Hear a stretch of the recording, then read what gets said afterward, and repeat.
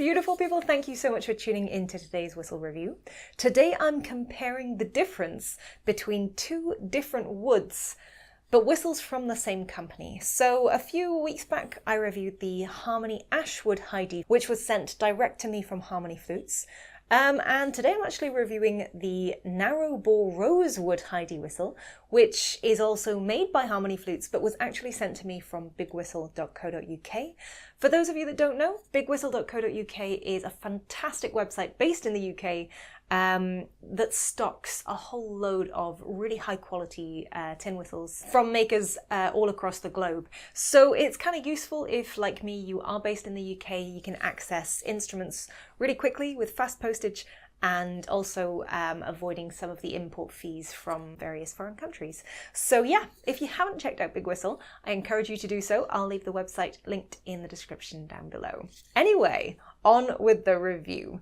I'll start by showing you some close-ups of these two whistles so you can see the difference in the look and finish of the woods, and of course the wide and narrow bore options of these two high D whistles. Now if I start with the Ashwood high D, you may have seen this a few weeks ago, you'll notice the signature widening of the whistle here at the tuning slide. That's kind of Harmony Flutes look. We have a different colour wooden block here, but the entire whistle is actually made from wood, including the blade. The only little bit of metal we have here is around the tuning slide for a bit of reinforcement and to make it look really nice when it's finished. Now if I show you the Rosewood high D whistle, you'll notice the finish is a little bit different. It's got a bit more of a sheen to it than the Ashwood, which is more matte.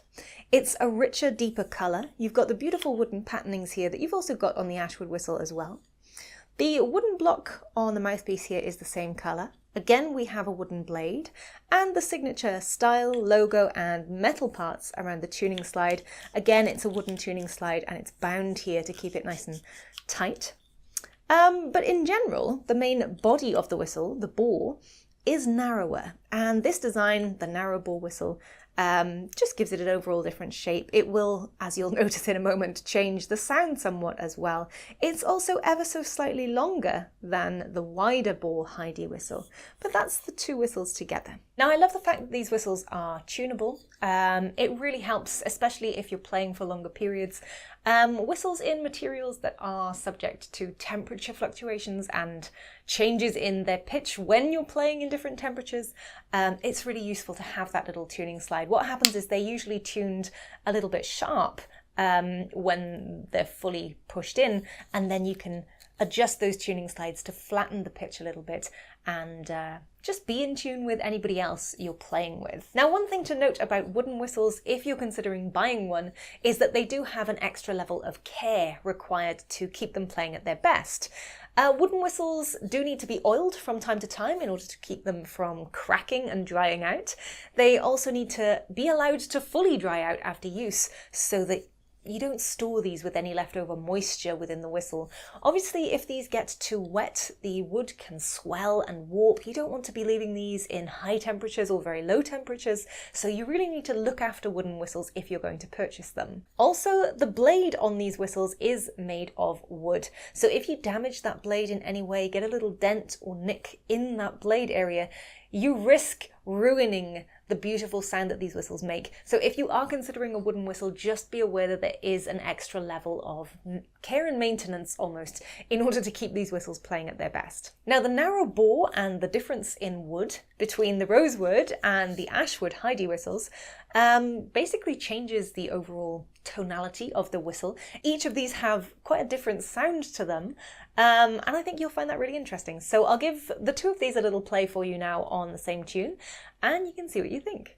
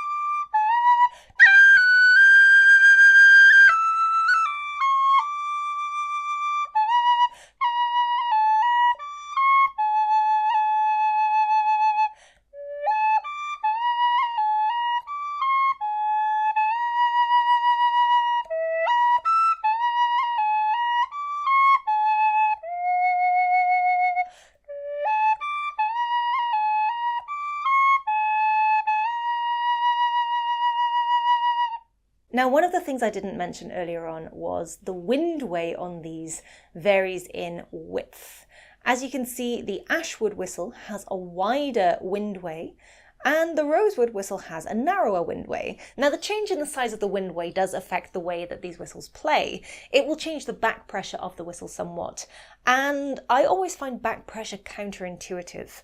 I find that whistles with narrower windways are easier to hit the high notes on, because I guess I need to blow more forcefully or more directly to get my air through that whistle, and I find it so much easier to hit high notes on whistles like this. Whereas the more open windway generally for me feels like I need to put more breath through that open windway, and because I'm using more breath rather than a faster air speed, I always find it more difficult to hit the high notes on whistles with wider windways. The Rosewood narrow bore whistle, it's generally quieter. I think the sound is a little bit sweeter, probably because it's a little bit quieter. Generally, I prefer how responsive this one is, how easy it is for me to hit the high notes on this whistle. Yeah, for me, the Rosewood is more suitable for my style of playing than the Ashwood. The Ashwood, on the other hand, is generally louder. The sound perhaps is a little bit more full and mellow, but what I find is that it takes more air and you have less available to play around with because you need to put more air through the whistle in general to get it to make sounds.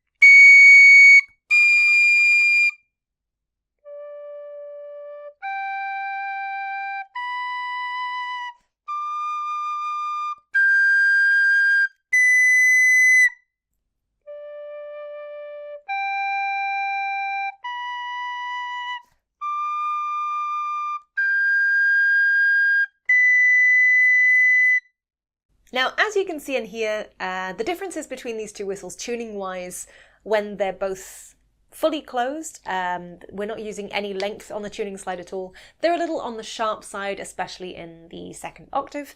Again, as I said, that means you can use the tuning slide to adjust these whistles to perfect pitch, flatten or sharpen them. It means you can also play them on the sharp side or on the flat side if you're playing with other instruments that are tuned in that way, which I think is a really great feature. Now, if you are interested in these whistles, you can find more information about current price and all the different keys and features available, all the different woods you can buy. You'll find more information directly on the Harmony Flutes website. Or of course, if you're ready to buy and you're based in the UK and you want to take advantage of getting your instrument in the post tomorrow, receiving your order a lot more quickly and potentially avoiding any import fees, then I've also put the bigwhistle.co.uk website in the description as well. Please do go and check those out and you'll be able to find out a lot more about these beautiful instruments. Now, I did mention in the initial review of the Ashwood High D whistle that I'd also been sent a wooden Irish flute, and this is that beautiful wooden Irish flute. I haven't reviewed this instrument, and the reason being that I don't play Irish flute. I have no expertise in how well this plays in comparison to other Irish flutes out there, but one thing I will say is it is absolutely beautiful. I'll show you some close-ups of this now and I will attempt to play it as well. And then you'll see what I mean. Now, this flute comes in multiple parts. You have the wooden mouthpiece here with a reinforced metal top and tuning slide area here. The beautiful shaped tuning slide section here, and this is where you can do a little bit of tuning. You can do some here as well if you require. Mostly this is so that you can take this instrument apart for easy maneuvering and storage. You can take it with you. It also makes it easier to clean, which is fantastic. Now, for those of you that don't know, Irish flutes have the same fingering as tin whistle. You can actually hit all of these holes here with the pads of your fingers, but I would use a half piper's grip, so I'd probably use piper's grip on the one side, not so much on the left hand or the top hand. The hold, obviously, as this is a transverse flute, it means it's a side-blown flute rather than an end-blown flute. It means the hand positioning is a little bit different, and it does take a bit of getting used to. You'll also notice that there are 2 extra holes at the end here. These are tone holes, and they're not to be used or not to be covered. They're sort of helping with the overall pitch and sound that is coming from the instrument. We have a nice little bit of shaping here. It goes narrower, just then widens out for a little fluted end, which is really nice. And honestly, it just looks fantastic. I really wish I could play it well enough to make it sound as fantastic as I'm sure it does, but I'll give a little play now and you'll see what I mean.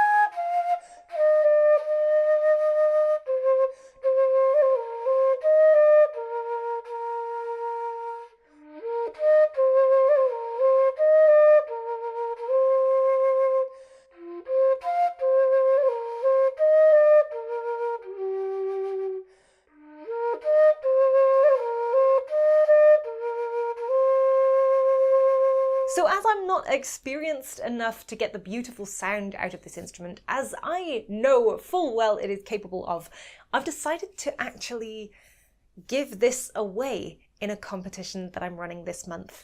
If you haven't seen that competition, you can find more information up here on the little eye. At the end of the video, I'll put a link and in the description down below as well, where you could win this Irish flute and hopefully play it an awful lot better than I can. If you're interested to be in with a chance of winning this Irish flute, then do check out that competition linked in the description down below. It is open throughout all of April 2024.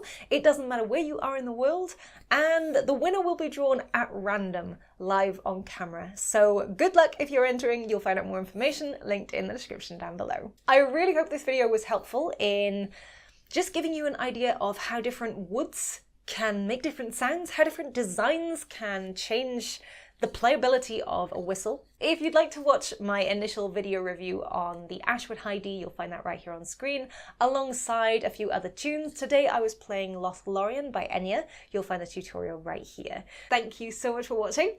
Happy whistling, and I'll see you folks again soon. Bye!